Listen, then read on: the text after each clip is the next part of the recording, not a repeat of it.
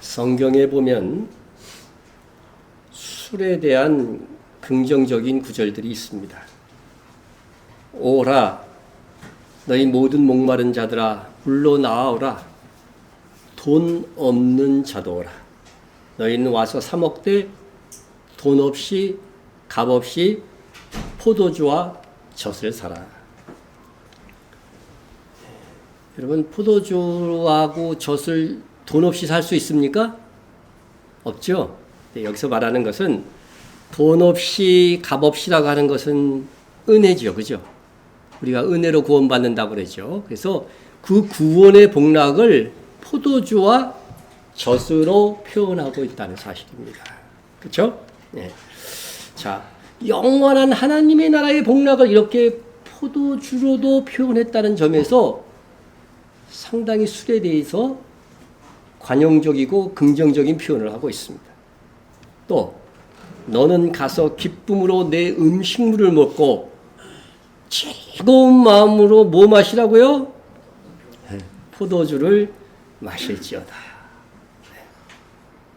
이 말씀에 순종하기를 원하십니까?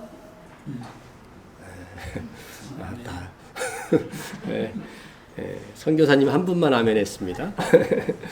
아멘하기가 조금 껄끄럽게 느껴지죠. 그런데 분명히 하나님의 말씀입니다. 잔치에서 음식 맛있게 먹고 포도주 마시라고 되어 있습니다.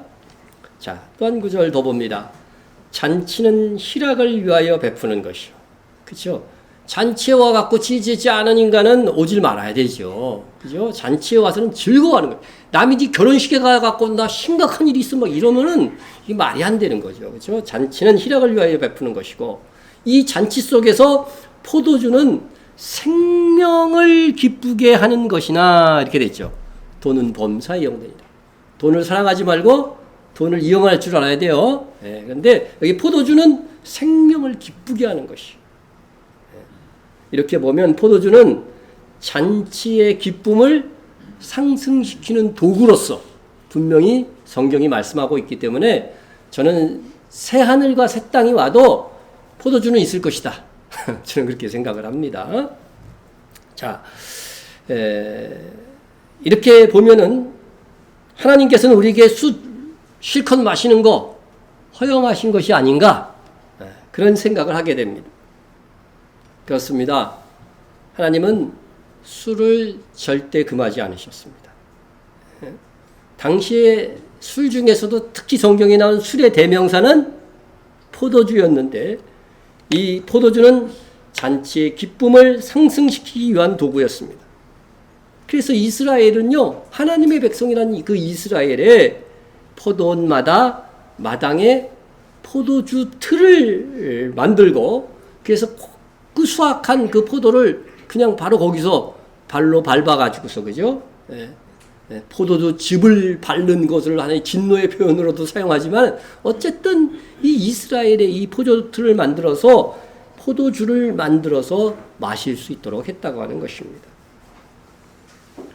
그러나 잔치의 기쁨으로 사용하는 이 포도주가 항상 과하면 그죠?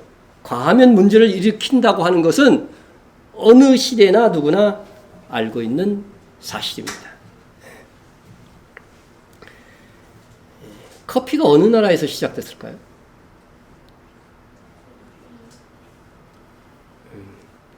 제가 찾아보니까 에티오피아, 스바 여왕, 그죠? 알죠? 성경에 나오는 에티오피아에서 이제 나중에 커피가 생겨서 유럽으로 커피가 이제 처음 보급이 되었어요. 그래서 유럽에 비로소 티 문화, 그죠? 차 문화가 생겨서 비로소 유럽 사람들이 맨정신으로 일하기 시작했다. 그런 기억이 있어요. 유럽은 물이 좋지 않아서 대용으로 어떻게 먹어야 되겠어요? 물이 좋지 않으면. 여러분, 대체로 끓여서 또 뭐 보리차로 우리도 마시고 그러잖아요. 근데 끓인 물, 끓이다 보니까 또 맥주가 만들어졌네? 맥주를 많이 마셨어요. 맥주를 마셨고, 또 그 다음에 와인을 좀 마시게 되었죠. 와인, 포도주. 그런데 맥주와 와인 등의 이 술들이 알코올 도수가 높나요, 낮나요? 그렇게 높진 않아요. 그죠? 높진 않아도 이게 알코올 성분이 있다 보니까 뭐가 있어요? 중독성이 있단 말이죠. 그러니까 마시고 나서도 계속해서 더 마실 수 있어요. 물은 그렇게 할 수가 없잖아요. 그죠? 거부 반응오는데 이 포도주는 얼마든지 더 마실 수 있는 거죠. 중독성이. 그러니까 자기도 모르게 알코올에 중독되어 가는 것입니다. 유럽의 기업가들은 노동자들에게 제발 술 좀 마시지 말라고 술 좀 마시지 말고 일하라고 그렇게 부탁할 정도였습니다. 노동자들이 늘 술에 취해서 일하고 있으니까 능률이 그렇게 오르지 않는다고 하는 것이죠. 커피도 카페인이라고 하는 그런 약간의 중독성은 있죠. 있지만 술과 같이 취하거나 신체의 기능이 저하되는 그러한 부작용은 없습니다. 오히려 카페인은 순간적으로 더 힘을 발휘할 수가 있죠. 그죠? 예. 그래서 커피가 유럽을 술에서 깨웠다. 카페인이 유럽을 술에서 깨웠다. 그런 말들이 기록에 남아있을 정도입니다. 예. 그리고 같은 중독성이라도 커피하고 술의 중독성의 이 정도가 완전히 다르죠. 완전히 다릅니다. 예. 그래서 커피가 유럽에 보급되자 커피가 술을 대신하면서 일의 생산성도 높아졌다고 합니다. 이처럼 술은 성경시대, 특히 유럽과 중동에서 어느 정도의 물의 대용으로 사용되기도 했지만 동시에 술에 의한 폐해가 나타났다고 하는 것입니다. 그러니까 이걸 선용할 수 있는 그룹과 그죠? 절제해서 선용할 수 있는 그룹과 그렇지 못한 그룹 사이에는 이 같은 술로 인해서 어떻게 돼요? 어떤 쪽에서는 잘 사용하고 어떤 쪽에서는 아주 파괴적으로 사용되는 그런 경우가 있었다고 하는 겁니다. 성경의 인물들도 마찬가지여서 욥은 잔치를 베풀고 나면은 자녀들이 혹여나도 이 포도주나 과식이나 이런 걸로 인해서 죄를 지었을까봐 그 자녀들을 성결하게 하는 번제를 늘 드렸다. 그들이 차례대로 잔치를 끝내면 자녀들이 잔치를 끝냈어요. 욥이 그들을 불러다가 성결하게 하되 아침에 일어나서 그들의 명수대로 번제를 드렸습니다. 여러분 자녀의 영적 상태에 대하여 이 정도로 관심이 있는 사람이 있을까요? 오늘날 거의 없는 것 같아요. 그런데 정말 자녀들이 혹여라도 범죄했을까봐 그거 잔치 끝에 그죠? 잔치에 그 흥분된 상태에서 혹시 그 죄를 범했을까봐 이렇게 성결하게 하는 번제를 드리게 했다는 것은 역시 의인 욥입니다. 이렇게 취하면 문제를 일으키고 중독의 우려가 있는 술이 당시 사회에서 사용될 수밖에 없었던 이유는 무엇보다도 술이 기쁨의 수단으로서 성경이 허용하고 하나님께서도 허용하고 있기 때문이라고 여겨집니다. 그래서 술의 용도, 기쁨의 그죠 수단, 기쁨의 수단. 다음은 술은 유용하게 약주로 사용될 수 있어요, 없어요? 있지요, 있습니다. 이제 술 갖고 음식도 가끔 하는데 참 그 사올 때마다 참 오해를 받을까 봐 내가 목사인 줄 아는데 뭐 사오라고 그러더라고 뭐 음식 한다고 참 곤란한데 저한테는 그런 심부름을 시키지 않았으면 좋겠습니다. 술은 약주로 사용되었어요. 바울이 사랑하는 아들 디모데에게 이렇게 말합니다. 이제부터는 물만 마시지 말고 내 위장, 자주 나는 병을 위하여는 뭐를 먹으라고요? 포도주를 조금씩 쓰라. 이렇게 얘기했습니다. 이렇게 보면 당시 포도주는 당시 사회에서 절제력만 가지고 사용하면 참으로 유익한 건강 음료였던 것입니다. 위장 안 좋으신 분들 포도주를 조금씩 쓰시겠습니까? 여기서 그런데 중요한 것은 포도주를 왕창 마시라? 조금씩이에요. 조금씩. 네? 그러나 여러분 성경을 해석할 때는 두 지평 신학교에서 배웁니다. 해석의 두 지평 성경이 기록될 당시의 교훈과 그 의미대로 지금 우리 사는 시대에 적용하려고 한다면 환경이 달라진 오늘날에는 어떻다고요? 다르게 적용할 수도 있다는 거죠. 의미의 올바른 전달을 위해서, 적용을 위해서 말이죠. 그러면 오늘날 술에 대한 환경이 어떻게 달라졌습니까? 우리 몸은 산성화되면 쉬 피로해지고 건강상 좋지 않다고 합니다. 그건 다 들어봤죠. 사람이 태어날 때에는 알카리성으로 태어날까요? 산성으로 태어날까요? 제가 다 찾아봤어요. 여러분들 모를까봐. 약 알카리성으로 태어난대요. 몸의 상태가. 하지만 나이가 점점 들면서 점점 산성 체질화 된다는 것입니다. 산성으로 바뀌는 것은요, 좀 자연적인 것도 있어요. 혈액 속에 이산화탄소가 많아지면서 바뀌기도 하지만 주로는 육식과 술, 담배, 스트레스 등 수많은 요소로 산성 체질화 된다는 것입니다.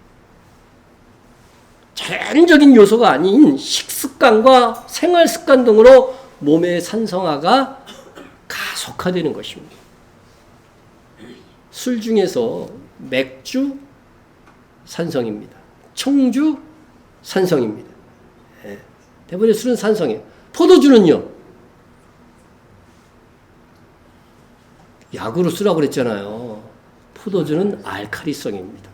이 바울이 이거 알았을까요? 몰랐을까요? 알카리성인지 산성인지 몰랐지만, 그죠? 주의 그 계시를 받아서 기록한 성경을 쓰다 보니 정확하게 판단했을 것이라고 생각이 됩니다.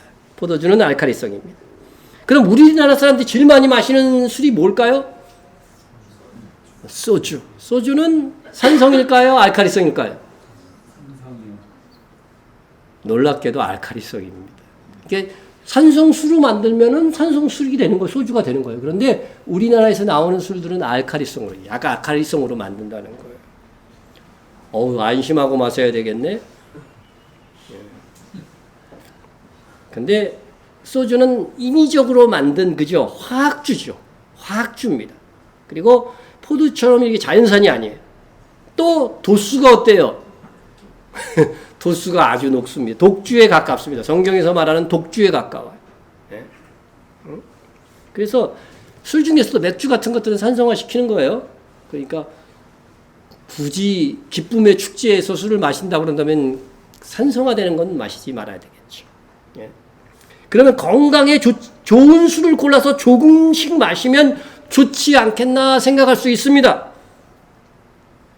하지만 여러분, 오늘날에는 이미 술로 인한 부작용이 없는, 그죠? 약주와 같은 부작용이 없는 좋은 건강식품과 양약, 보약들이 나와 있는데 굳이 중독과 방종에 있는 술을 약주로 마신다? 말이 될까요? 안 될까요? 쉽게 이해되지 않는 것입니다. 위험성이 있는 것은 오히려 피해야죠. 얼마든지 건강을 위한 식품들이 나와 있는데요. 이렇게 오늘날은 술의 좋은 기능은 사라지거나 대신할 수 있는 것들이 생겨났는가 하면 부정적인 기능은 그대로 남아있거나 더 커진 것들이 많아요.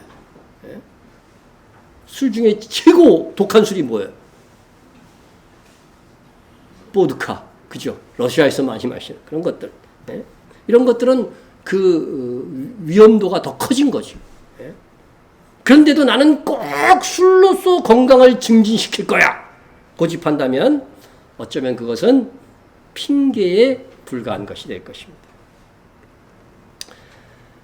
이제 술에 대한 부정적인 성경 구절을 살펴보겠습니다. 긍정적인 그 구절보다 부정적인 구절이 훨씬 더 많아. 그래서 이거는 조금 추렸어요. 술 취하고 탐식하는 자는 가난하여질 것이요.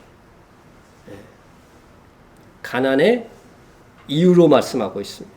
가난의 이유로 말씀하고 있습니다. 술 때문에 가난해진 사람 많이 봤어요? 못 봤어요? 많이 봤습니다.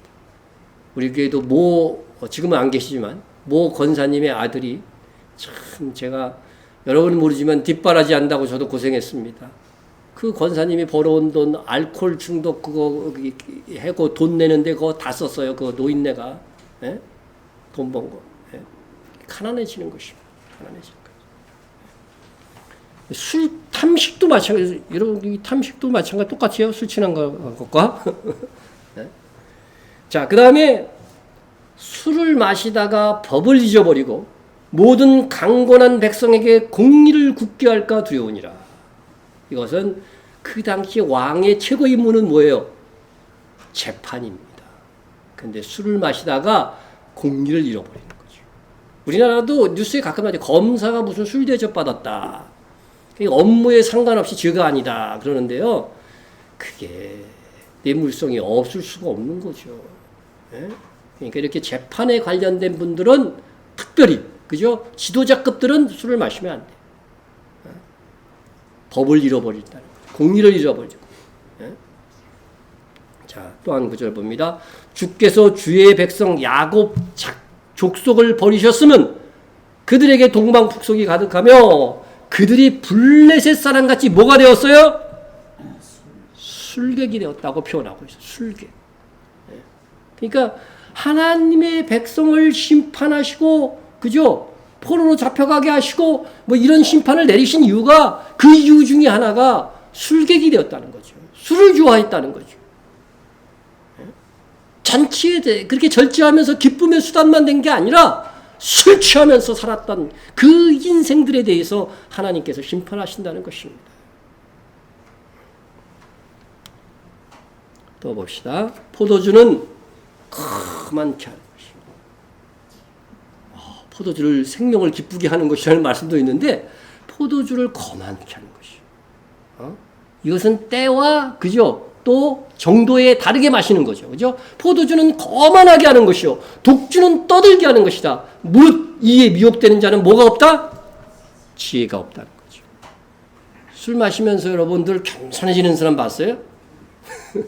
평소에 안 하던 것들까지죠. 독주는 떠들게 하는 거라고 그랬잖아요. 그죠? 말 없던 사람도 막 술 마시면 막 떠들어.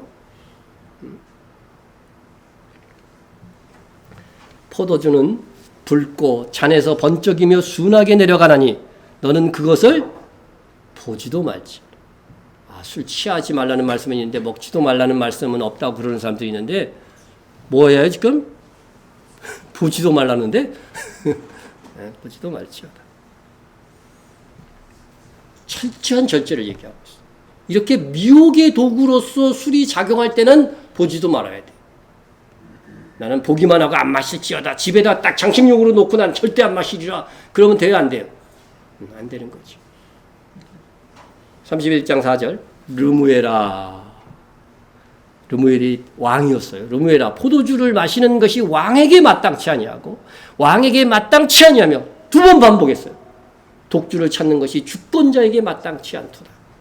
그러니까 사회 지도급 인사가 되려고 한다면, 그죠? 좀 더 내가 신앙에 있어서도 선도자, 믿음의 선배가 되려고 하면요, 술은 어떻게 해야 돼요? 끊어야 된다는 거죠. 끊어야 된다는 겁니다. 네? 그래서 이것을 우리가 꼭 기억하고 내가 믿음의 성숙한 신자가 되고자 할진데 이런 술에 대해서 절제해야 된다는 것입니다. 술을 즐겨하는 자와 고기를 탐하는 자로 더불어 사귀지 말지어다. 그렇죠? 술을 즐겨하는 사람하고 또 뭐예요? 똑같이 봤어. 고기 탐하는 자, 술을 즐겨하는 자, 그 사람들과 사귀지 말라는 것입니다. 고기 좋아하십니까? 네, 고기를 탐할 정도로 이 정도 수준이 되어 있는 사람은 우리 중에는 없을 것 같은데 하여튼 고기 좋아하는 사람들이 있어요. 그런 것들 사귀지 말래요. 그래서 신고하시면 제가 안 사귀려고. 이제 내가 너희에게 쓴 것은 만일 어떤 형제라 일컫는 자가, 여러분 성경에서 신약 성경에서는 이 신약 성경은 더 세게 나와요. 단호해지는데 형제라고 하는 것은 같은 신자를 얘기를 하는 거예요. 항상 성경 보면 그건 느낄 수 있죠. 형제로 일컫는 자가 술 취하거나 속여 빼앗거든 사귀지 말고. 그리스도인 중에 이런 사람들이 있었어요. 그러니까 술을 자주 취하는 사람들과는 어떻게 돼요? 사귀지 말라는 거죠. 그런 자와 함께 먹지도 말라 함이라. 함께 먹으면 어떻게 되겠어요? 술 마실 거니까. 예? 나는 안 마시고 너는 마셔. 예? 마시지 말라는 거죠. 그리스도인끼리 술로 인한 교제를 하지 말라는 거죠. 예? 또 한번 봅시다. 도적이나 탐욕을 부리는 자나 술 취하는 자나 모욕하는 자나 속여 빼앗는 자들은 하나님의 나라를 뭐로 받지 못해요? 유업으로 받지 못한다. 상속받지 못한다. 구원 못 받는다는 말이 아니라 그 나라에서 뭐요? 주시는 그 하늘의 상급을, 그 유업을 받지 못하게 될 것이다 말씀하고 있습니다. 그러니까 하늘의 상을 받지 못하는 이유 중에 하나가 뭐로 들어있어요? 술 취하는 자. 그죠? 도적이나 뭐 탐욕 부리는 자, 이거 굉장히 큰 죄 같이 보이지만 그들과 같이 그 항목에 들어가 있다는 거죠. 술 취하는 자. 하나님의 나라의 유업이 깎이는 거예요. 깎이는 겁니다. 이와 같이 집사들도 정중하고 일구연하지 아니하고 술에 임박히지 아니하고. 술에 임박히신 분들은 집사 직분을 내놓으시기 바랍니다. 집사를 선택할 때 술에 임박힌 사람인지 아닌지 구별하라고 하는 것입니다. 한 구절만 더 봅니다. 술 취하지 말라. 이는 방탕한 것이니 오직 성령의 충만함을 받으라. 술과 관련돼서 이 구절을 여러분 제일 많이 들었을 거예요. 술과 성령은 가장 반대되는 요소로 비유되어져 있습니다. 그러므로 술 취한 사람들은 절대로 성령 충만할 수가 없습니다. 술을 좋아하는 척도만큼 성령의 역사도 하감될 것입니다. 우리가 에베소 5장 18절을 깊이 생각해야 되는 것은 술 취하지 말라는 말씀을 단순히 건덕의 차원에서 술 마시지 말라는 것이 아닙니다. 이것은 사실 주도권에 대한 문제입니다. 술에 취하게 되면 자기가 자기 자신을 제어할 수가 없습니다. 술이 그 사람의 그 어떤 행동에 주도권을 쥐게 되는 것이죠. 그래서 여러분들, 저는 하나님 앞에 감사한 것은 평생 술을 안 마셨거든요. 그러다 보니까 다른 친구들이 술로 인해서, 사회에서 이게 봤던 사람들이 술로 인해서 막 범죄하고 실수했던 그런 실수는 한 번도 하지 않았어요. 술만 안 마시는 것으로요, 범할 수 있는 많은 죄와 잘못들을요, 많이 축소시킬 수 있다는 것이죠. 그래서 내 마음대로 사는 사람이 아니라 성령의 감화 감동으로 움직이는 사람이 그리스도인입니다. 그렇죠? 성령께서 우리 마음속에 어떤 소원들을 일으키거든요. 그런데 성령에 충만할 때만이 내 마음의 주도권이 나의 주인이신 예수님의 뜻대로 행사할 수가 있습니다. 그런데 일단 술에 취하면 그것이 불가능해집니다. 따라서 신자로서 술에 취하여 자기를 주체할 수 없을 정도가 되기 전에 분명히 내가 멀쩡했을 때, 맨정신에 있었을 때가 있을 거 아니에요. 그런데 나를 술로 인하여 주체할 수 없을 정도로 나를 만들었다면 이미 예수 그리스도를 주인으로 모시기를 그 시간만큼은 거부한 것이나 다름이 없습니다. 또 술에 완전히 취하지 않아야 했을지라도 10% 20% 술을 마시는 정도에 따라 자기를 조금씩 잃어가는 것입니다. 제가 자료를 보다 보니까요, 술에 취하는 단계하고 이렇게 나온 게 있더라고요. 1단계는요, 느긋하고 기분이 좋은 상태입니다. 이 정도에서만 머무르면 얼마나 좋겠습니까? 근데 2단계는 수다스러워지고, 그죠? 심리적 억압이 약해지는 거예요. 그래서 내가 할 말 안 할 말이 있잖아요. 사람이 살다 보면, 쟤 미워해도, 야, 나 진짜 미워. 너 미워. 누구 미워? 다른 사람 제3자를 미워한다는 말도 평상시 때는 잘 안 하잖아요. 근데 술이 취하게 되면 막 나와갖고, 정치가들도 술 먹고 한 말 때문에 공경에 처하는 사람이 어떻게 한두 번이었습니까? 심리적 억압이 약해지니까 속에 있던 것들이 절제하지 못하고 막 이게 나오는 거죠. 3단계는 몸의 균형을 잡기 어려워지고 혀가 꼬부러지는 상태. 혀가 짧아져요. 사랑하는 사람끼리도 혀가 짧아지는데 술 취하면은 이게 또 이게 닮은 꼴이 있어갖고 혀가 짧아져. 흉내를 낼 수도 없고. 그래서 이제 4단계 가면 자제력이 없어집니다. 이제 완전히 심리적 압박 단계가 아니라 자제력이 없어집니다. 그래서 5단계 쭉 가면은 무기력하고 무감각해지는 상태가 됩니다. 무기력하고. 그래서 현기증이 나요. 이제 6단계 되면 현기증이 막 나와갖고 상대방을 보는데 어떻게 돼요? 눈이 4개나 됐다가 2개 됐다가 막 이렇게 됩니다. 제가 경험해 본 건 아닌데 들었어 저도. 그래서 술 취해갖고 가는데 걸어가는데 갑자기 땅이 막 솟아오르더래. 그래서 자기를 팍 얼굴을 쳤다는 거야. 어떤 상황일까요? 지가 넘어진 건데 땅이 솟아와서 자기를 쳤대. 네? 그렇게 얘기하죠. 완전히 간 거예요. 7단계 되면 큰일 납니다. 7단계 되면 혼수 상태에 빠지는 상태입니다. 잘못하면 병원에 완전히 입원합니다.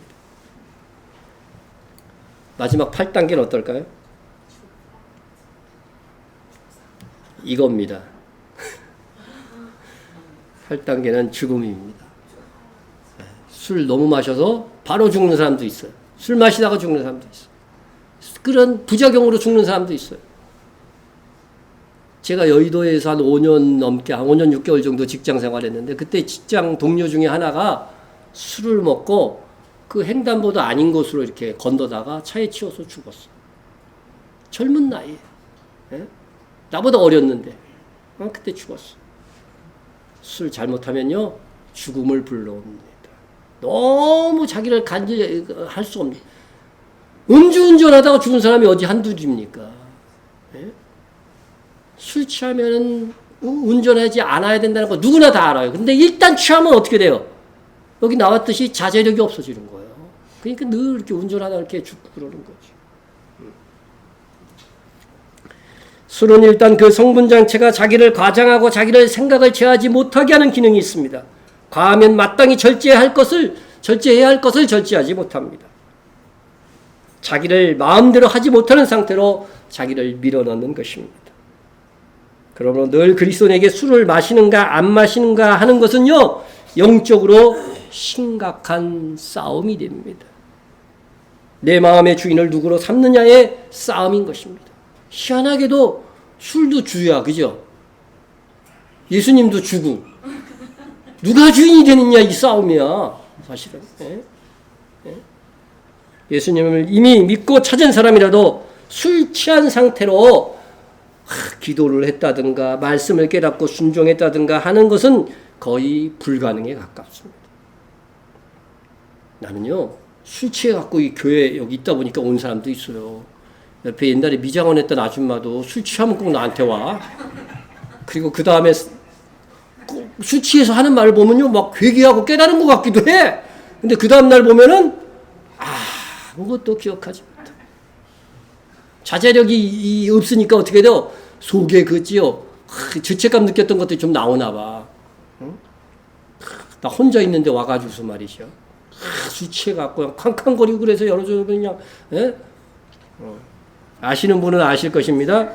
지금 없어졌으니까 얘기하는 거예요. 없어졌으니까. 있으면 얘기 못합니다. 네. 아직 우리 교인 중에는 술 먹고 나한테 온 사람은 없어요. 네. 전에 교인들 중에는 술 먹고 나한테 전화한 사람들이 있었어. 근데 우리 지금 현재 교인은 아무도 없습니다. 훌륭하십니다. 네. 자, 저희 아버님이요. 전에 한번 얘기했던 것 같아요. 아버님이 목사로서 목회를 30년 이상 하시고 큰 교회도 이루었습니다만은 군대 장교회의에 있었던 시절이 있었어요. 그죠? 소령 예편하셨으니까. 근데 그때 술을 엄청 드셨어요. 술을 드셨어요. 그래서 술을 마시고 나서 술중병에 대해서 우리 아버님도 좀 그래도 경건한 데가 있어서 교회에 가서 행패를 불렸어. 술을 먹고 예수도 안 믿었는데 교회 가서 그것도 여전도사님이 가마짝 깔려놓고 이렇게 개척하는 그런 도화 감리교회였대요. 이름까지 기억하고 계시더라고. 거기 가서 술주정을 하고서 엎어져 버린 거죠. 예? 근데 새벽기도 나와 보니까 여전도사님 나와 보니까 웬 남자가 완전히 교회에 엎어져 있는 거죠. 그래서 그러면 어떻게 하겠어요, 여러분 같으면? 하나님께서 이 사람을 위해서 기도해 주라는가 보다. 그래서 이 여전사님은 다 기도해 준 거죠. 근데 그 기도 소리에 술이 깬 거예요. 그래서 이게 지금 나가기도 이게 뭐하고 말이야. 그래서 셋눈 뜨고서 지켜보는 이런 상황이 된 거죠. 그래서 뭐라고 기도하라 하던데 우리 아버님을 위해서 기도하더래요. 이렇게 술주정뱅이도 변하여 주의 사역자가 되게 해주십시오. 기도하더래요. 들을 때는 굉장히 기분 나빴대요. 아니 나를 목사 같은 그런 사역자가 되게 하라고 술 취해갖고 이렇게 행패를 부려끓이소니 그러면서 왔더래요. 그래서 그 기도가 끝나고 멀리 이제 빠져나와갖고 그래도 미안하잖아요. 사람이라는 게 양심이 있잖아요. 그래서 닭 잡아가지고서 이렇게 이제 그 전도사님한테 보냈다 그러더라고요. 그런데 나중에 목사가 되고 보니 누구의 기도가 응답된 거예요? 이 여전도사님의 기도가 응답된 거죠. 그러니까 찾고 싶은 거예요. 그죠? 세월이 흘러서 그래서 찾아서 거기 갔대요. 찾으러. 근데 너무 환경이 변하고 그래가지고서요 도저히 찾지 못했다. 그런데 주님 나라 가서는 만나게 될 줄로 믿습니다. 네. 네. 여러분 일단 술에 취한 상태는 아무것도 의지가 없어요. 그래도 술이 깼으니까 그렇게 된 거죠. 술 취한 상태에서는요 내가 주도권을 가질 수도 없고 주님이 역사하실 수도 없습니다. 이미 그리스도인이 된 우리는요 삶의 한순간이라도 그리스도가 아닌 다른 것이 나를 주장하지 못하도록 해야 합니다. 주님께서 내 삶을 주관하고 성령께서 역사하실 수 없게 만들려면 술 취하면 돼요. 성령 충만을 포기하신다면 술 취하십시오.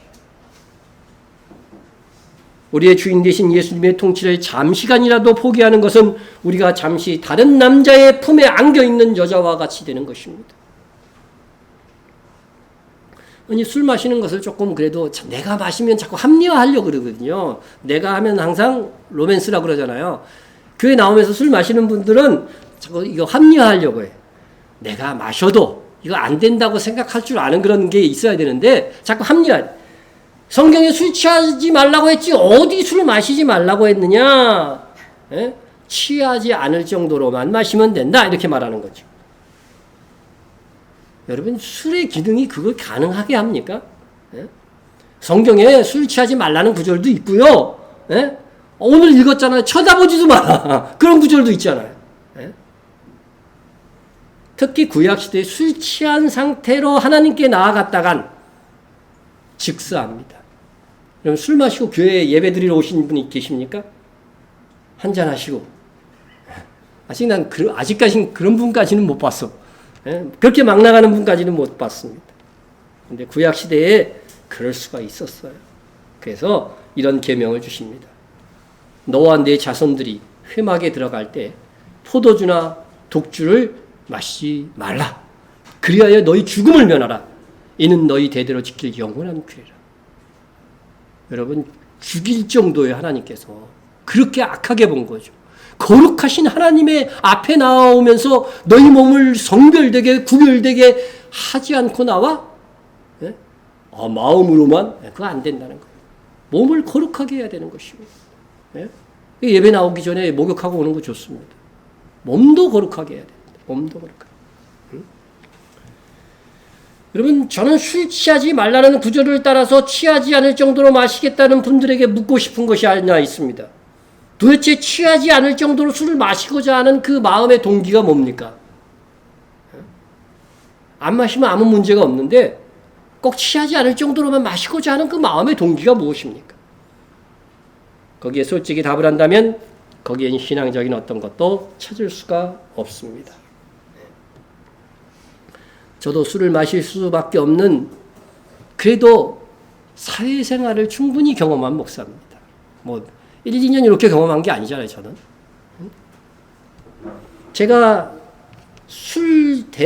저한테 술 대접을 하겠다는 사람들도 꽤 있었고, 또 술 대접을 해달라고 요구하는 사람들도 있어요.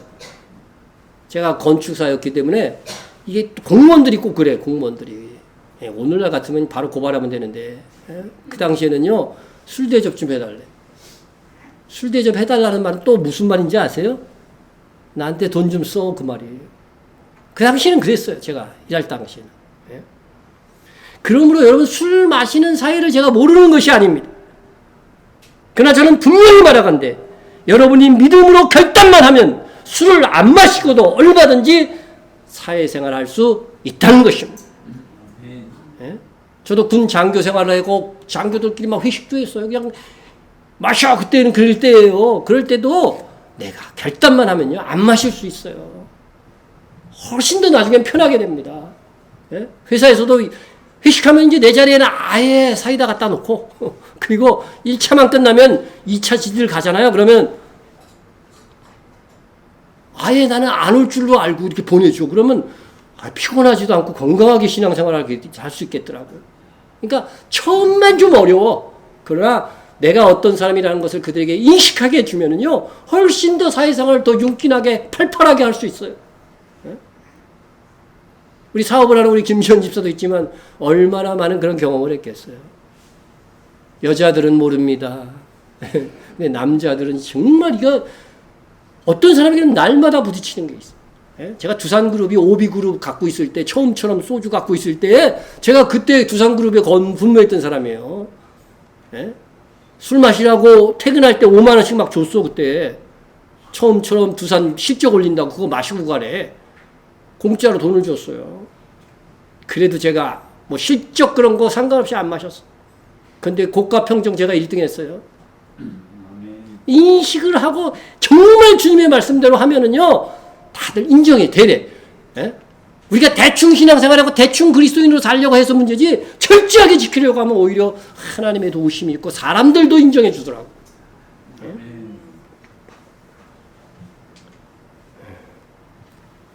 그래서 여러분들이 제 경험으로 말씀을 드립니다. 나는 믿음의 건덕과 나의 신앙을 위하여 다소 손해가 있더라도 술을 마시지 않겠다고 실천한다면 하나님이 기뻐하실 것입니다. 성경에도 레갑 자손이 일체 포도주를 먹지 않는 가문의 믿음의 전통을 세웠어요. 이것에 대해서 예레미야 선지자도 칭찬하였습니다. 여러분 그 예수님의 탄생을 축하한 목자들이죠. 요 목자들이 레갑 자손의 후손이라고 대부분 밝히고 있어요. 그 학자들이 그렇게 밝혔더라고요. 그래서 예수님의 태어나심도 정말 기뻐하고 축하할 수 있는 그 은혜를 주신 겁니다. 저는 억지로 어쩔 수 없이 금주를 결심하는 것을 원치 않습니다. 믿음의 결단으로 금주하십시오. 내가 술을 마시지 않는 것은 주님을 나의 주인으로 섬기기 위함이며 내가 주님을 사랑한다는 표징입니다. 그러면 술을 안 마시는 것이 행복하고 자랑스러워집니다. 엄밀히 말하면 분명한 술은 절대 금주라기보다는 절제에 관한 것입니다. 그런데 조금씩 마시는 것보다 철저하게 절제하는 것이 더 쉽고 여러분 조금씩 마시겠다고 해서 절제하는 것보다요 완전히 끊는 게 훨씬 더 쉬워. 또 유익하기 때문에 나는 그리스도인의 덕세움과 주님이 주인 되는 삶을 위해서 절주가 아닌 그죠? 금주를 하겠습니다. 이렇게 결심한다면 분명 주님 다시 오실 때에 기본보다 더한 거니까 상을 받을 것입니다. 그럼 한 대 상 공부했잖아요. 그죠? 예. 기본보다 더해야 상이 있어요. 항상. 예?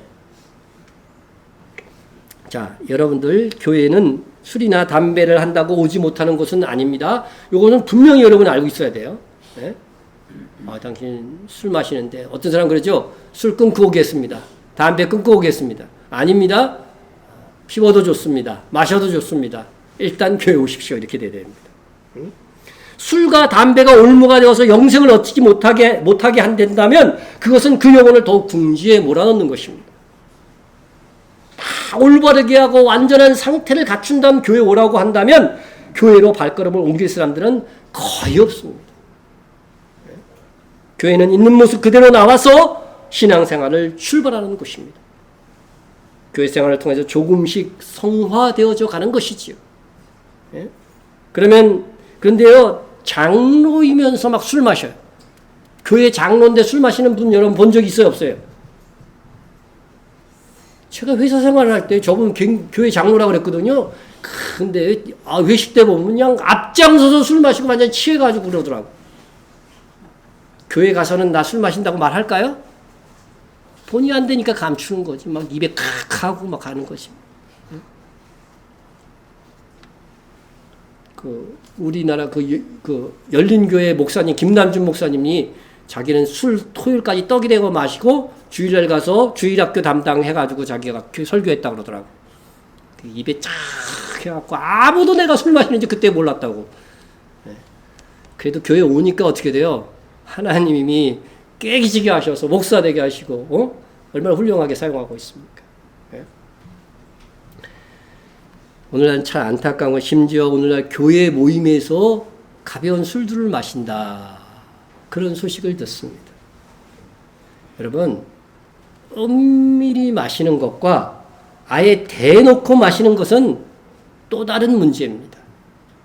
이거는 뭐예요? 부끄러움조차 없다는 거죠. 예? 몰래 바람 피는 거하고 대놓고 바람 피는 거하고 이거 하나님 보시기엔 너무 다른 거죠. 이거 그렇죠? 악한 겁니다. 이게 악함을 당당하게 드러내는 거. 지금 그런 시대가 되어가고 있습니다. 동성연애를 악하다 하지 아니할 정도가 됐습니다. 이제는 하나님 보시기에 얼마나 타락한 사회입니까? 과연 술과 함께 성도의 교제를 이어간다면 주님이 기뻐하실까? 성도는요, 술이 아니더라도 얼마든지 아름답게 교제할 수 있는 길이 열려져 있습니다. 이 성도의 교제는 모이기만 해도 좋지 않아요? 예? 얼마든지 먹고 마시면서 교제할 수 있는 것이 있는데 자칫 위험성이 가미된 술로 교제를 하다니. 그 중에 한 사람이라도 그거 과음하면 어떻게 될 거예요? 그거. 다 깨지는 거죠.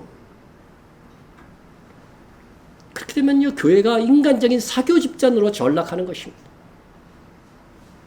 술이 교회를 역습하고 있는 세상입니다. 지금은요, 알곡과 가라지가 드러나는 마지막 시대입니다. 이런 시대에는요, 세상 사람들 보기에 고지식할 정도로 단호하게 자기를 관리해야 되는 것입니다. 그러한 절제들이 쌓여 나의 하늘 상급 멸류관을 더 풍성하게 얻게 할 것입니다. 상급과 관련하여 제가 가장 좋아하는 구절은 이것입니다. 운동장에서 다름질하는 자들이 다 달릴지라도 오직 상을 받는 사람은 한 사람 줄 너희가 알지 못하느냐. 너희도 상을 받도록 이와 같이 다름질하라. 네? 여러분, 상을 받도록 다름질해야 돼요. 네. 어떻게? 1등하는 사람처럼. 네? 1등하는 사람처럼. 1등하는 사람처럼 다름질하는 게 어떤 것이냐? 이기기를 다투는 자마다 모든 일에 절제하나니 그들은 썩을 승리자의 간을 얻고자 하되 우리는 썩지 아니할 것. 우리가 받는 상급은요, 영원히 지속되는 거예요. 썩지 아니하는 것이요. 썩지 아니할 것을 얻고자 하노라. 여러분, 오늘은 주제가 술이니까 술에 관하여도 하늘의 상을 이렇게 얻으실 수 있는 여러분들이 되시길 바랍니다. 다음은 담배입니다. 담배에 대해서 말씀을 드리겠습니다. 이것은 갓퀴션이라고 하는 그런 온라인 사이트에 올린 거를 제가 조금 캡처를 해가지고서 한 50% 내용은 거기서 말한 내용이라는 것을 미리 말씀드립니다. 성경의 흡연에 관하여 직접적으로 언급하지 않습니다. 왜 그럴까요? 성경 시대에는 담배가 없었으니까. 그러나 분명히 흡연에 적용할 수 있는 원칙들은 성경에 있습니다. 일단 성경은 우리가 할 수 있는 자유에 속한 것이라도 얽매이게 되는 것. 얽매이게 되는 게 뭐예요? 중독이라는 거죠. 막 습관화되고, 그렇죠? 얽매이게 되는 것이라면 절제해야 된다고 말씀하고 있습니다. 오늘 본문, 모든 것이 내게 가하나 다 유익한 것이 아니요. 내가 할 수 있는 모든 자유에 속한 것이라고 해도 그것을 행했을 때 다 유익한 것이 아니라는 것입니다. 모든 것이 내게 가하나 내가 무엇이든지 얽매이지 아니하리라. 얽매이는 상태로 만들지는 않겠다. 그런 것은 행하지 않겠다. 중독되게 만들지는 않겠다. 그런 뜻입니다.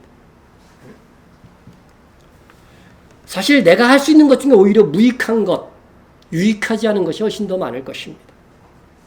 얼마든지 내가 할 수 있는 자유가 있지만 절제함으로 내게 유익하게 되는 것이 훨씬 더 많습니다. 그래서 바울은 모든 것이 내게 가하나 내가 무엇이든지 얽매이지 아니하리라고 말하는 것입니다. 모든 것이 내게 가하나 내게 할 수 있는 자유에 속한 것이라도 내가 무엇이든지 얽매이지 아니하리라. 이게 무슨 뜻이냐? 내가 할 수 있는 자유가 있는 일에도 나를 얽매이게 만드는 것에 대해서는 특별하게 절제하겠다고 하는 것입니다. 여러분의 삶 속에 나를 얽매이게 하는 것이 무엇입니까? 그것이 무엇인지 살펴보려면 이거 내가 하고 싶지 않은데 계속 하게 되는 게 뭐예요? 얽매이게 되는 거죠. 이거 안 좋아서 하지 않으려고 하는데 자꾸 거기에 하게 되는 거. 이게 얽매이는 것입니다. 예수님은 믿는 자에게 나에게 유익하지 않은 것, 담배 흡연과 같은 중독에 빠지는 것, 다 이런 것입니다. 어떤 습관에 중독되어 내가 제어할 수 없을 정도의 상태가 되는 것은 자유가 아니고 계속 오히려 지배당하고 있는 것입니다. 그런데 우리의 삶 속에 얽매이기 쉬운 것은 애초에 절제해야 됩니다. 절제해야 됩니다. 모든 무거운 것과 얽매이기 쉬운 죄, 그렇죠? 중독되기 쉬운 죄 벗어버리고 인내로서 우리 앞에 당한 경주를 하며, 흡연은 분명 우리에게 유익하지 않은 건강을 해치는 얽매이기 쉬운 것입니다. 그러면 아직 담배를 피우지 않는 분은 절대로 호기심이라도 담배 피워보는 것을 금해야 됩니다. 여기 그죠? 어린이들, 청소년들 특히 주의해야 돼요. 일단 담배에 중독되면 그로 인한 피해가 너무 크기 때문에 그렇습니다. 제가 옛날에 성도 중에 이미연 집사라고 있었어요. 여기서 아는 분은 알 거예요. 근데 애가 이렇게 늘 피부가 안 좋고 병에 걸려서 이렇게 병원에 왔다 갔다 하면서 죄책감을 느끼더라고. 왜 그러냐 그랬더니 자기가 임신 중에 안 피고자 하는데 그냥 계속 안 필 수가 없었대요. 임신 중에 담배를 핀 거야. 그러니까 아이에게 영향이 간 거지. 우리 교회 또 권사님 중에 얼마 전까지 나오셨던 그 권사님 중에 대구로 지금 가셨지만은 그 권사님 아들이 그 신방을 가보면 집 안에서 담배를 엄청 폈어요. 그러니까 그 방에 가보면 그냥 꼴인내가 그렇게 날 수가 없어요. 근데 아이를 낳았더니 어떻게 됐어요? 심장에 빵꾸가 나 있는 거예요. 그래서 그 수술하고, 재수술하고, 클 때까지 몇 번 수술해야 된다. 그 자식에게 범죄한 거거든요. 범죄한 거죠. 흡연은 의심할 바 없이 인체에 매우 유해합니다. 흡연은 폐와 심장을 손상시키지만 모든 질병에 직간접적으로 다 영향을 끼칩니다. 그래서 서서히 사람을 병들게 하기에 사람들이 경각심을 가지지 못합니다. 우리도 알지 못하는 사이에 아주 살살 그리고 점점 더 깊은 수렁으로 빠지게 합니다. 그래서 중병에 걸리고 나서야 금연하려고 합니다. 중병에 걸리고도 어쩔 수 없다고 또 그거 못 이겨서 피우는 사람도 있어요. 흡연의 강한 중독성은 이미 밝혀진 것입니다. 술보다 담배의 중독성이 훨씬 강하다고 합니다. 그래서 담배를 피웠지만 중독되었지만 끊는 사람들 있어요, 없어요? 그런 사람들은 대단한 사람으로 인정해줘야 돼. 인정해줘야 돼. 더욱이 믿음의 결단으로 끊었다면 그에 합당한 상을 얻을 것입니다. 금연에 있어도 참을 인내로서 우리 앞에 당한 경주를 하며 인내가 필요합니다. 너희 몸은 너희가 하나님께로부터 받은 바 너희 가운데 계신 성령의 전인 줄 알지 못하느냐. 이 말씀을 꼭 기억하세요. 내 몸은 내 것이 아닙니다. 너희는 너희 자신의 것이 아니라 값으로 산 것이 되었어. 예수님이요 우리 피값 주고 우리 산 거라니까요. 그런즉 너희 몸으로 어떻게 해야 돼요? 무엇을 하기 위해서 우리를 사신 거예요? 너희 몸으로 하나님께 영광을 돌리게 하기 위해서 우리를 피값 주고 사신 것이라고 하는 말씀입니다. 그래서 우리 몸으로 하나님께 영광을 돌리라고 말씀하시는데 진정 흡연이 우리 몸으로 하나님께 영광을 돌리는 것이라고 할 수 있겠는가? 이 질문에 아니요라고 답할 수밖에 없습니다. 결과적으로 흡연은 그리스도를 따르는 사람들이 하면 안 되는 죄된 행위 가운데 하나입니다. 물론 흡연이 죄라는 지적에 대해서 반대하는 견해도 있습니다. 요즘 이제 막 유튜브도 막 보고 그러니까 여러분들 그런 것들도 또 들을 수 있습니다. 건강에 해롭거나 중독적인 음식을 즐기는 사람과 흡연이 뭐가 다르냐고 하는 것이죠. 흡연이 하나님의 몸된 성전을 더럽히는 것이라면 폭식이나 탐식도 마찬가지라 하는 그런 논리입니다. 우리는 종종 어떤 것이 매우 유해하다고 비난하는 반면 다른 죄는 또 묵인하는 경향이 있습니다. 다른 것은 죄로 지적하지 않으면서 왜 흡연만 죄악시하느냐? 저는 그것은 틀린 말이 아니라고 생각합니다. 그러나 그것으로 흡연 행위를 합리화할 수는 없어요. 몸에 해로운 음식을 먹고 음식을 과식하고 이것도 죄인 거예요. 그것은 지적하지 않는다고 해서 흡연을 합리화하려고 하는 수단으로 말하면 안 된다고 하는 거예요. 아까 고기를 탐하는 자 분명히 성경에 나오죠. 그죠? 그런 탐식이나 과식도 흡연과 같이 우리 성전을 더럽히는 죄라고 하는 겁니다. 하지만 오늘 주제의 흡연에 있어서 그러나 그러한 것들이 미치는 영향과 담배가 미치는 해악은 비교해 보면요, 담배가 미치는 해악이 훨씬 더 크다고 하는 것입니다. 너무 많이 먹는 과식이 잘못이라고 해도 직접적으로 다른 사람에게 피해 줘요, 안 줘요? 그렇게 크게 안 줍니다. 그 부모는 속상할지 모르겠지만,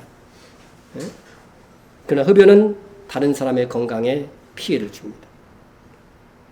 연구 결과에 의하면 아무리 본인이 조심해도 이 담배를 피면 흡연의 그 성분들이 옷에도 다 스며들게 되고 집안에도 배어서 가족들에게 영향을 주게 된다는 것이 결과입니다. 제가 거리를 다니다 보면요, 거리를 가장 더럽히는 게 뭐예요? 담배꽁초. 우리 화단을 갖고 놓으면요, 그 사이사이에 아니 지금 보이는 데다가 차라리 버리지. 그냥 꽈갖고 이제 자기가 그 갖고 다니기 힘들 것 같아. 내가 이해는 돼. 예? 어쨌든 거리를 더럽히는 그런 요소들, 그것도 엄밀히 얘기하면 죄잖아요. 그거 안 범할 수가 없어요, 담배 피는 사람들. 또 담배를 피우는 남편 때문에 폐암으로 죽은 아내에 관한 이야기를 심심치 않게 듣습니다. 여자들은 더 약해요, 이 부분에. 흡연 남편과 사는 여성이 몸속의 폐암 유발 화학 물질이 비흡연자의 부인보다 5, 6배나 많대요. 제가 구체적으로 다 이게 조사 보고서를 댈 수는 있어요. 그러나 시간상 안 될 뿐이에요. 공기 중에 확산되는 담배 연기도 담배 자체 내에 포함되어 있는 모든 발암물질을 갖고 있음이 분명하다고 미네소타 대학 그죠? 암예방 전문 대학 그 교수가 밝힌 겁니다. 흡연자가 있는 가정의 어린이들이 천식이나 기타 기관 질환에 걸릴 확률이 훨씬 높다는 보고서도 있습니다. 이렇다면 담배는 내가 가까이 지내는 사람들의 건강과 그들을 사랑해야 한다는 이유에서도 금하는 것이 옳습니다. 형제를 사랑하라는 주님의 계명에 순종하라는 차원에서라도 금연해야 합니다.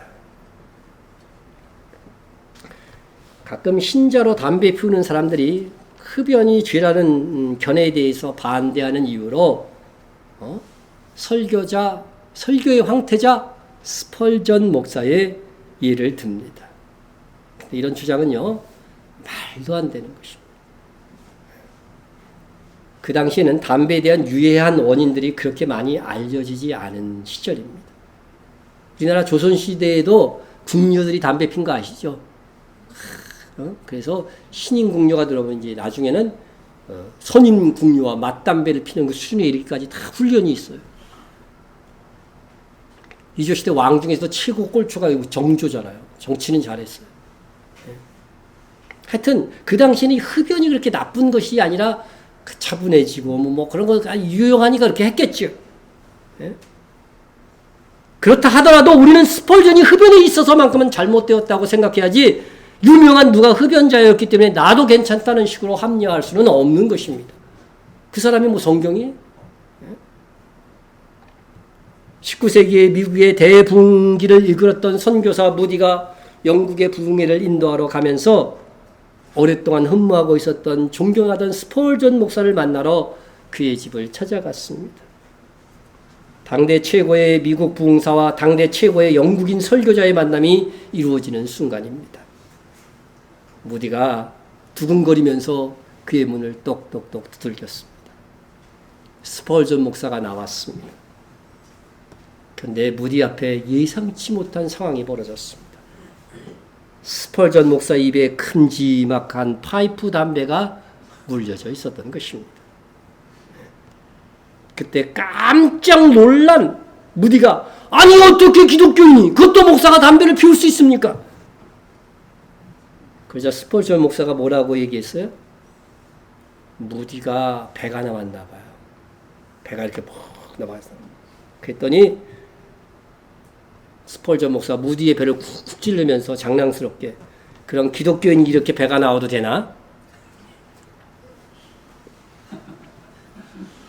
미국 보수교단에서는 술, 담배를 악한 죄로 보았고 영국은 그리고 영국을 비롯한 유럽교회에서는요 술, 담배에 대해서 너그러운 편이기 때문에 자기 기준으로 서로의 잘못을 지적하는 일이 발생한 겁니다.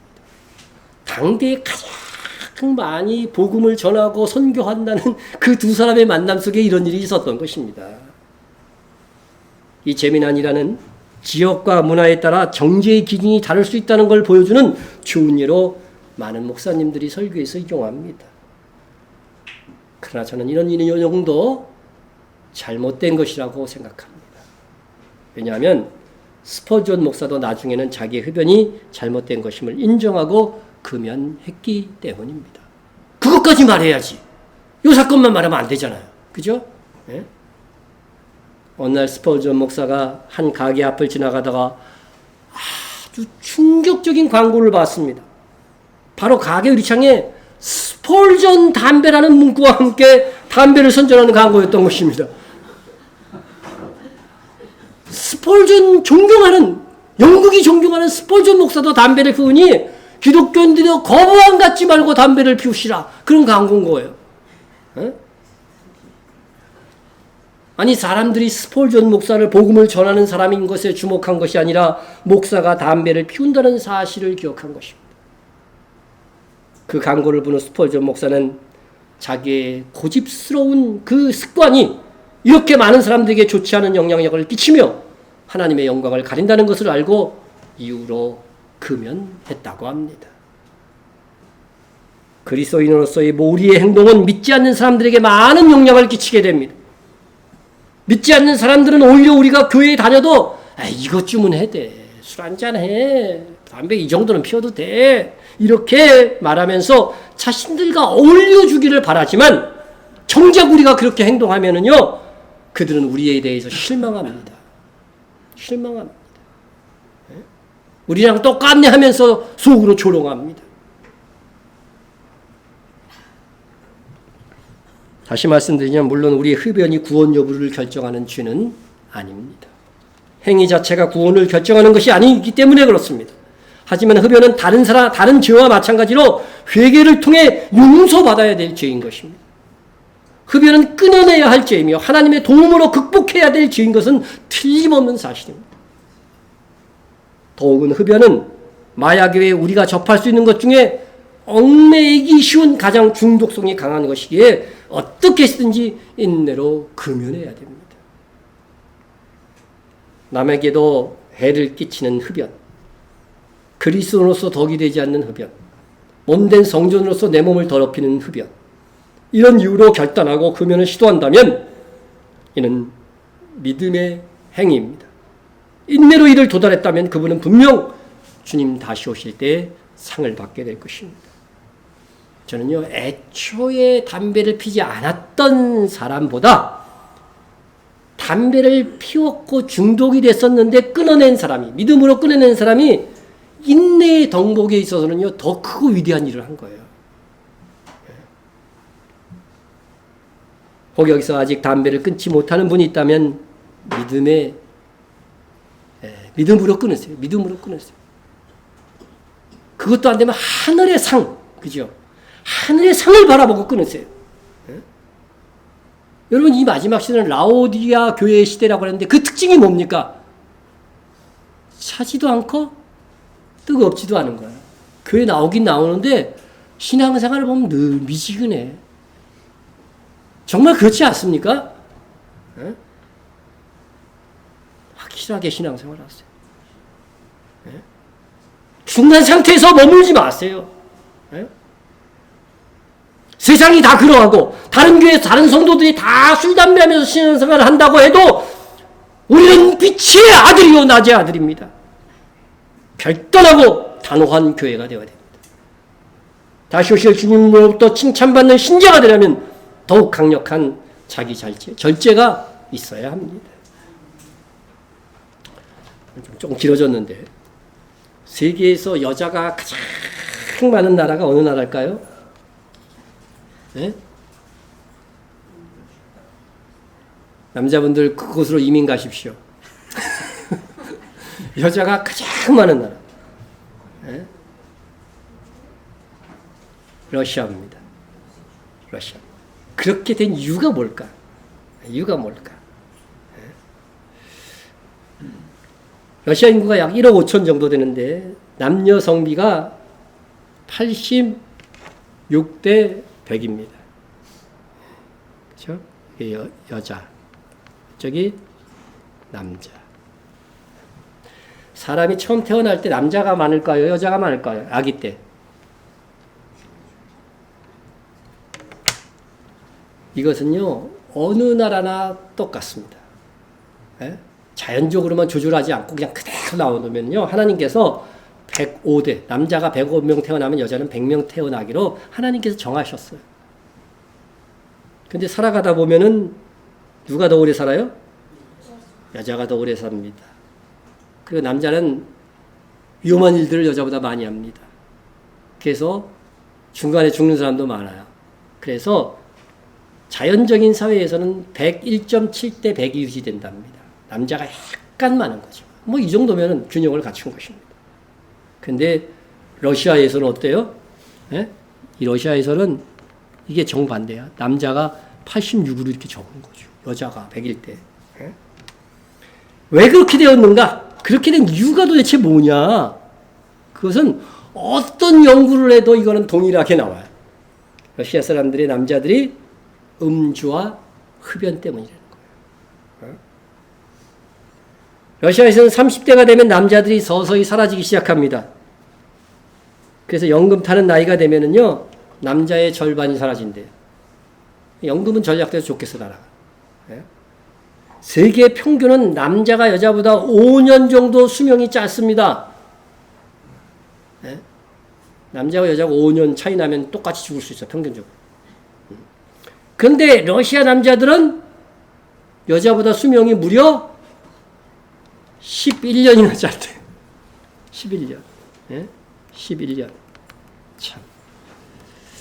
그러니 러시아 여성 남자들은 청년 시기부터 급격한 생명의 위험 속에 노출되는 겁니다. 그것은 러시아 남자들이 가장 주요 요인은 40도가 넘는 술, 보드카를 마시는 것이 주요 요인입니다. 러시아에서는 이런 말이 있대요. 영하 40도가 넘으면 춥다고 하지 말고, 넘지 않으면 춥다고 하지 말고, 알코올 도수 40도가 넘지 않으면 술이라고 하지 말라. 우리가 독한 술이라고 하는 소주가 몇 도예요? 예? 말하지 마세요. 술 마시는 줄 알아. 하여튼, 대충도 내가 말할 수가 없네, 이거. 전혀 모르니까.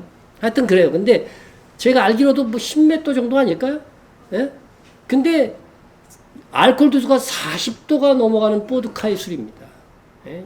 이걸 마시는데 이 독한 술을 마셔도 너무 마신다는 겁니다. 너무 마셔. 이거 마시고 나면 이렇게 돼요. 마누라 없이는 살아도 보드카 없이는 살 수 없다. 제가 사진에 이렇게 캡처한 사진에 거기 있네. 예? 마누라 생각해서라도 피지 말아야 돼. 먹지 말아야 되는데 마누라보다 보드카가 더 좋대. 예? 그래서 마시고 나서는 이런 상태가 되는 거죠. 이런 상태, 그죠? 완전히 뻗는 거죠. 응? 러시아에서는 연간 1인당 18리터의 술을 마시는데 세계 최고 수준이라고 하는 것입니다. 술이라고 하면 만만치 않은 우리나라의 2배라고 합니다. 예? 세계보건기구는 러시아 성인 남자의 3분의 1이 알코올 중독이 의심되고 청소년의 80%가 술을 마시는 것으로 드러났다고 합니다. 영국의학지 렌짓의 발표에 의하면 2014년 러시아 남성의 4분의 1이 과도한 음주로 55세 이전에 사망했다고 합니다.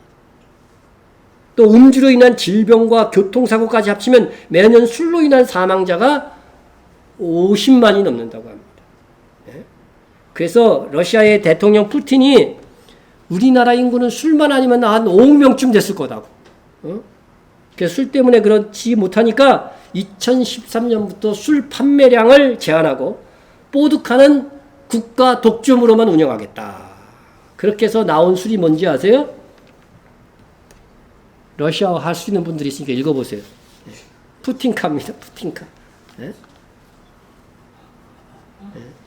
그런데 이 푸틴카의 수익은 어떻게 되는지 지금 알 수가 없다고 하니. 푸틴이 다 홀딱 먹는 건지. 자기 이름 땄으니까, 그죠? 광고료도 받아야 될 거 아니에요. 이렇게 술은 러시아의 국가 경쟁력을 떨어뜨릴 만큼 심각한 지경입니다. 이어 흡연도 러시아 남성 내 수명을 줄이는 그 원흉 중의 하나인 것입니다. 러시아 남자의 흡연율이 65%입니다. 모스크바에서 청소년들의 흡연율을 조사했더니 73%야.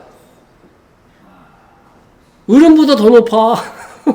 그러니까 이게 어른이 돼서 이제 이거 안 좋구나 생각해서 좀 줄어드는 것 같아요. 우리나라 흡연율은 어느 정도 될 것 같아요? 오늘 아침에 내가 그건 조사해봤어. 우리나라 흡연율이 19.3%랍니다.